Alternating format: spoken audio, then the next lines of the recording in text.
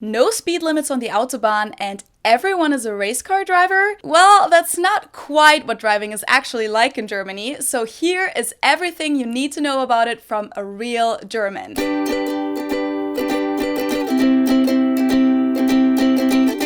Hallo, servus, and welcome back to my YouTube channel. My name is Felicia. I'm originally from Munich, Germany, but I have been living in Cincinnati, Ohio, off and on since 2016. So I've gotten a lot of questions about driving in Germany lately, and I answered one question about the Autobahn and pushy drivers in Germany in a recent Q&A video, linked in the description box below, and a lot of people commented on that topic and asked follow-up questions. So I've decided that today I'll just cover the whole topic of driving in Germany compared to the US, including getting a driver's license, driving laws, traffic lights, behavior on the roads, differences in cars, gas, and of course the Autobahn and speed limits. So while the drinking age in Germany is much lower than in the US, it's 16 for beer and wine, the driving age is actually higher. This definitely has to do with the fact that driving in Germany can be pretty challenging, and also that kids don't really need to be able to drive in order to get around. People can usually get around with public transportation or by bike or something, especially in urban areas. So you can officially start taking driving lessons at 16 and a half in Germany, and then you can get a preliminary license at 17, the earliest, but this means that you can only drive with your parents or another approved adult in the car, and you don't get your real license until you're 18, and then there's a 2-year probation period during which it's more severe if you commit any traffic violations. Getting a license is regulated on the federal level in Germany, just like everything regarding driving, and not on the state level like in the US, so every German has to go through the same process and has the same driver's license. And getting a license is a lot more challenging in Germany than in the US. This starts with the costs. Getting a driver's license in Germany costs around 2,000 euros on average, while in the US it's usually much cheaper with up to a few $100s or less. It's also really time consuming in Germany. You have to take about 30 hours of driving instruction in total with an actual instructor, not with your parents, which includes 12 lessons with mandatory special instruction like driving on country roads, driving at night, and driving on the Autobahn. On top of that, you have to complete 20 lessons of theoretical education, get your eyes checked, and attend a first aid course. And then in the end, you take a theoretical and a practical test, and especially the practical one can actually be really hard in Germany. You may have to go on the Autobahn and also parallel park, and I actually know a lot of people who failed at the first attempt because the testers are really picky about tiny mistakes. And even for the preliminary license with 17, you have to go through all of this before you can drive with your parents. In the US, it depends on the state, but in most states, you mainly practice with your parents or another person over 25 that has your parents' permission. In most states, you can apply for a learner's permit, which is what you need for that, at the age of 15 or 16. In a few states, it's even 14, and then you get your actual license at 16 in most places. If we take Ohio as an example, here, when you're 15 and a half years old, you can just go to the BMV, so the place issuing the licenses, take a quick vision test, complete a theory test on driving laws, pay a fee, and you get your learner's permit. And most people just read the official handbook to educate themselves on all the driving laws and road signs needed for the knowledge test. And after you get your learner's permit, you practice driving with your parents and also attend a driving school for 6 sessions of 4 hours of classroom or online driver education and 8 hours of practical driving instruction. And then in the end, your parents also need to sign that you drove at least 50 hours with them. And then you take the test and can have your regular license at the age of 16 with a probation period until you turn 18, which includes that you can't drive between midnight and 6 a.m. without a legal guardian. Now, if you get your license when you're over 18, you don't have to attend any driving school at all here. You can just take the test whenever you feel ready, which the test is free, by the way, unlike in Germany, and all you have to pay are the fees for the license. A friend of mine who did that only spent $50 in total for her driver's license, which is a pretty good deal compared to 2,000 euros in Germany. But since driving manual cars is actually more common in Germany than driving automatics, the cars we learn driving with and have to take the test with are always stick shifts, which is definitely also a reason why it takes longer to learn how to drive and get your license in Germany. I did not have to take a test in Ohio, by the way. I was able to just show them my German license and then get an Ohio license for it, which was awesome, but that's not the case in all states. When it comes to driving laws, there are a lot of things that you should know before driving in Germany. First of all, we do drive on the right side of the road, just like in the US. People sometimes ask me about that. And most of our traffic signs don't have text on them like in the US. They're usually symbols, which means that you don't have to read anything or know the language, but you do need to know the meaning of the symbols. And then one of the most important differences is that you're not allowed to turn right at a red traffic light unless there's a green arrow, either as part of the traffic light or as a permanent sign like this. So only in those cases you're allowed to turn right on red in Germany, while in the US you're usually allowed to unless there's a sign saying no turn on red. Another big difference is how intersections are organized. In the US, there are stop signs everywhere, while we hardly have those in Germany. So in the US, when there is an intersection without a traffic light, either one of the two streets has a stop sign, which means that they have to stop and are only allowed to go if no car is coming on the crossing street, or it's a four-way, which means that all four sides of the intersection have a stop sign, which means that all cars arriving have to fully stop first, and then you go in the order of arrival at the intersection. So if you get to the intersection after another car did, they're allowed to go first and then you go next. In Germany, the time of arrival never plays a role with these things. Instead, there are different ways of how an intersection can be organized. One option is that one street has a right-of-way sign like this, which means this street has the right-of-way for this intersection and all upcoming intersections. Or it's one like this, which means that you have the right-of-way only for this intersection. The other street will then have a yield sign, which means that they have to wait for the cars on the priority road to pass before they go. If there's no signs at all, we have a rule called rechts vor links, which translates to right before left. You'll find this in neighborhoods a lot, for example. So at any intersection coming up with no signs, you're supposed to slow down. You're not required to stop all the way, but you need to look if there is someone approaching on the other street. And if there is a car coming from your right, you have to stop and let them go first. If four cars get there at the exact same time, you have to communicate via hand signals somehow and then agree on who goes first, and then it's right before left again. I personally find the whole stop sign rule in the US a little weird sometimes because, first of all, in some areas you really have to stop all the time, even if you can already see that nobody's coming. But more importantly, you don't explicitly know that you're on a right-of-way street. You're like supposed to assume that if you don't have a stop sign, you're good to go. But a lot of Americans always go like, oh, okay, the other street has a stop sign, so I can go. Which I feel like you shouldn't have to look at the signs for the other street and like try to figure out from the back if that has the shape of a stop sign. It's not a big deal, but I just personally would prefer to also have a right-of-way sign on the street that has priority.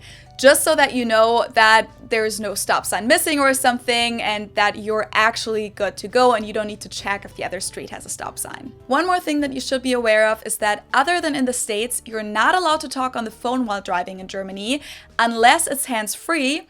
And the alcohol limit to drive is 0.5 per mil, which we measure it differently than you guys in the States, but it's just shifted by a zero. So in the States, the limit is 0.8 per mil. Also, there's no open container laws in Germany, so you are allowed to have open alcoholic drinks in your car, and your car passengers are allowed to drink while they're in your car, and you'd even be allowed to drink as a driver. But needless to say, nobody should ever do that.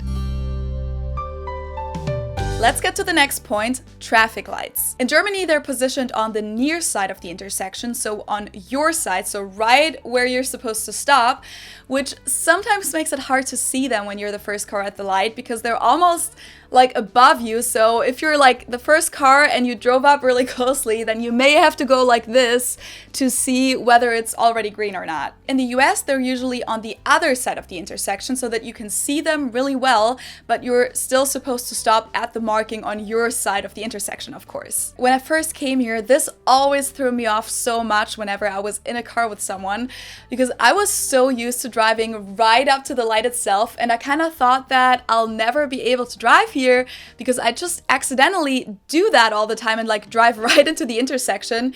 But turns out, once I actually started driving here myself, it wasn't a problem at all. The lights are also usually on poles in Germany and not hung up on wires like in the US. And this is because we don't have any wires above ground in Germany, really, because everything is underground there. And also in Germany, the traffic lights don't just go from red directly to green like in the US, but they go from red to red and yellow at the same time, and then to green. And during the yellow phase, Germans like to get ready to go. So, you know, engage a gear and then go right when it's green because we're pretty impatient on the road. Which leads me to the next point, behavior on the road. I've mentioned that in the other video, so in my opinion, Germans definitely drive more aggressively than Americans, faster, and are more impatient on the roads. Like in a German city, it can be really stressful to parallel park on the side of a street because people are gonna drive up super close behind you and you can just tell that they're annoyed with you that they have to wait. Here in the Midwest, I honestly never find that to be a problem. People are just pretty patient and way more laid back on the road. I always feel like I have a very American, relaxed driving style when I go back to Germany because I don't rush and keep my distance to the cars in front of me. But then whenever I return to the US, I feel very German driving here and definitely drive a little more aggressively than before. But I always try to adapt the American Midwest style again pretty soon, like leave space, no rush, slow down in the curves, because, you know, it's just a lot safer. And even though I do think that driving fast on the Autobahn is a lot of fun when there's no traffic, I do prefer driving on the interstates in the US because I just find it a lot less stressful with everyone going about the same speed here. Okay, here we go. So the Autobahn is the German highway system, and I talked about this one briefly in the other video, and I mentioned how, in my personal opinion, driving on the Autobahn can be really stressful, especially when there's some traffic but no speed limit. Because people drive at very different speeds then, and if you're neither going really slowly nor extremely fast, but somewhere in the middle, you often end up having to switch lanes all the time, and usually the Autobahn only has 2 to 4 lanes. This is the example scenario that I described in the other video. So if you drive on a 3-lane Autobahn, this is what it's going to be like.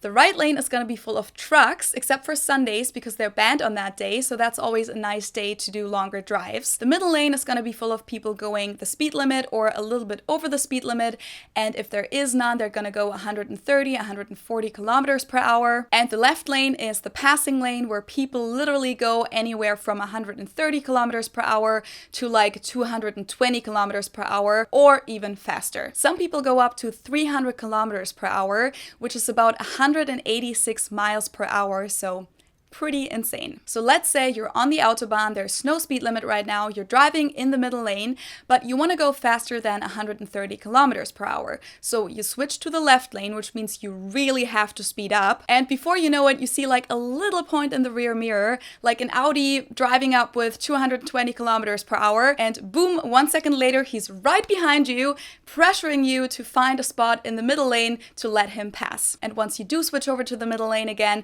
he speeds up as fast as he can and whoosh, he's gone. And then you can do the whole spiel all over again because the middle lane is still too slow for you and you don't want to go that speed. Okay, so just to be clear, because it seems like the way I phrased this was misunderstood by some people, of course, it's not like every lane has its own speed limit. It was just supposed to be an example of what the situation often looks like. Actually, there's a rule in Germany that says that you always have to drive as far right as possible on the Autobahn and also on country roads with more than one lane, and it's called the Rechtsfahrgebot. Also, it's illegal to pass on the right, so you have to go to the next lane to your left to pass another car, but then once you have and the lane to your right is free, you need to switch back to that lane again. I also said that people on the left lane approaching with like 250 kilometers per hour are sometimes so rude to flash you, and some of you said that's not rude, they're allowed to do that or supposed to even. And yes, they're allowed to from the far,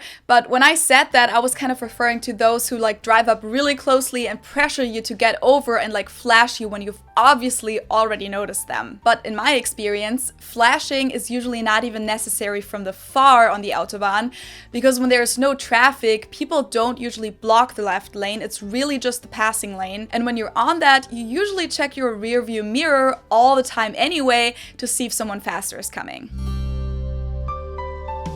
Okay, so again, referring to the other video, I said that Germany is the only country in the world where the highways don't have a general speed limit, but I'd like to correct that because that's actually not true. There's one other place even in Europe where there's no speed limit.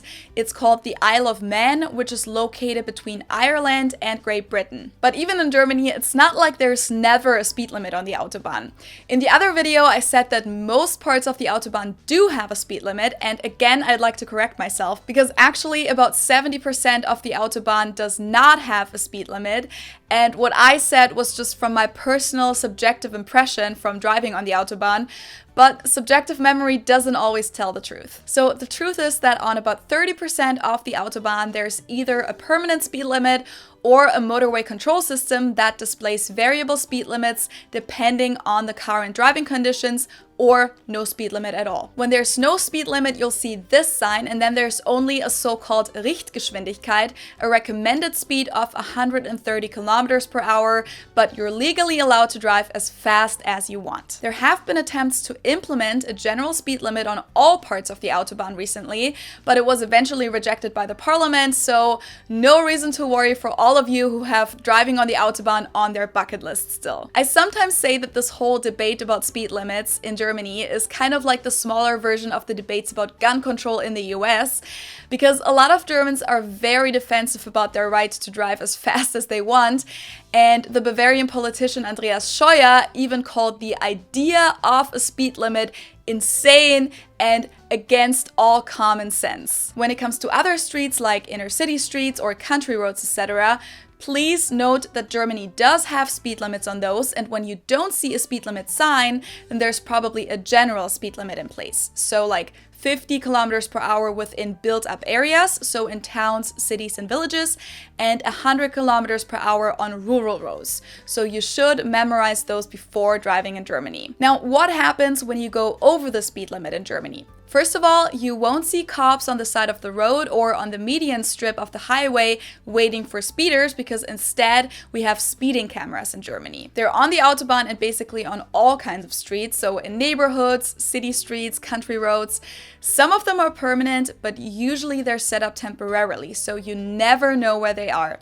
And they're often hidden in the bushes or like inside a parked car or something, and if they catch you going too fast, you'll usually see it flash, and then you'll get a ticket in the mail a few weeks later. It's very rare that you're gonna be pulled over right away, like in the US. Since these speeding cameras can catch way more people than the cops can, it happens quite a lot to get caught, but the good thing is that the fines are a lot less expensive than in the States, where it's usually over $100 or more. In Germany, going like 10 kilometers per hour over the speed limit is usually around 15 euros. But of course, if you go way too fast or you're still in your probation period, it can go up to several €100, or you may even get a penalty point in our point system, and obviously you can lose your license in the worst case.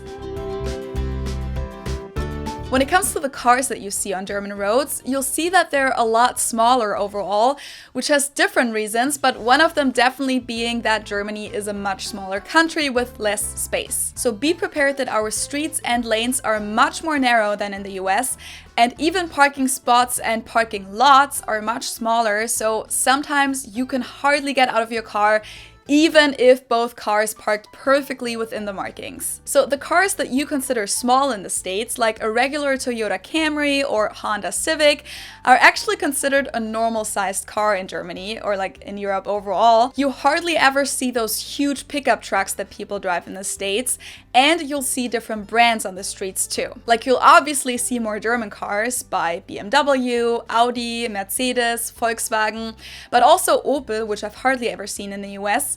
And while those German car brands are often more considered luxury brands in the US, they're just our normal car brands in Germany. They do vary in pricing, of course, and they have luxury models, but BMW per se is not considered a luxury brand. You'll see it everywhere on German roads, especially in Munich, where BMW is located. Honda, Toyota, and Hyundai, which you see quite a lot in the US, are definitely less present in Germany. You will see American brands like Ford, Chevrolet, Jeep, but there's also brands that you never see in the US, like Skoda from the Czech Republic, Renault and Peugeot and Citroën from France, Suzuki Cars, Seat from Spain, and many more. I'm not exactly a car person, so in the comment section, feel free to add to my list of car brands that are common in one of the countries. What I know for sure is that a lot of the brands sell different models in Germany and the US, so you may see a model by Ford in Germany that doesn't even exist in the US, and you also see a lot more hatchback cars in Germany than here. Another thing that is worth mentioning is that you won't see as many old, rusty, and damaged cars on the road as in the US, because in Germany we have something called TÜV, which stands for Technical Inspection Association. So by law, all cars need to be inspected every 2 years to make sure that they conform with the regulations on road safety and environmental protection. So you have to pay for the inspection and possibly for necessary repairs. And then you get an inspection sticker on your license plate, and if your car doesn't pass the inspection, you're not allowed to drive it anymore. Also, as I said earlier, most cars in Germany are stick shift, even though automatic is becoming more popular each year, but still about 70% of all cars on German roads are manuals. And if you travel to Europe and get a rental car, it's likely that you'll get a stick shift too, so keep that in mind. In the US, only about 18% of all people even know how to drive a manual, and only about 5% of the cars sold are manuals. Another point is that you'll see a lot of cyclists on the roads, especially in the cities in Germany. In a lot of cases, they'll have bike lanes, but they're also just on the road, so you need to make sure to look out for them, especially when turning right. When you get your license in Germany, you're actually taught to always look back and see if there's a cyclist coming before you turn right. And also, the sirens for police, ambulance, and the fire department sound different, which is probably something worth knowing. They sound like this in Germany.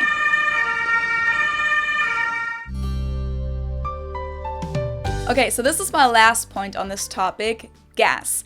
Gas is much more expensive in Germany, which is also a reason why Germans don't usually like to drive big trucks that need a lot of gas. Right now everything's cheaper due to Corona, but usually gas in Germany costs around €1.40 per liter, which equals about $5.70 per gallon, while in the US it's usually around $2.60 per gallon. So for a full tank, I usually pay around 65 to 70 euros in Germany, while it's only around $30 in the US. I mean, I drive different cars in the two countries, but just to give you an idea. Also, when getting gas in Germany, you don't have to prepay like you do in the US.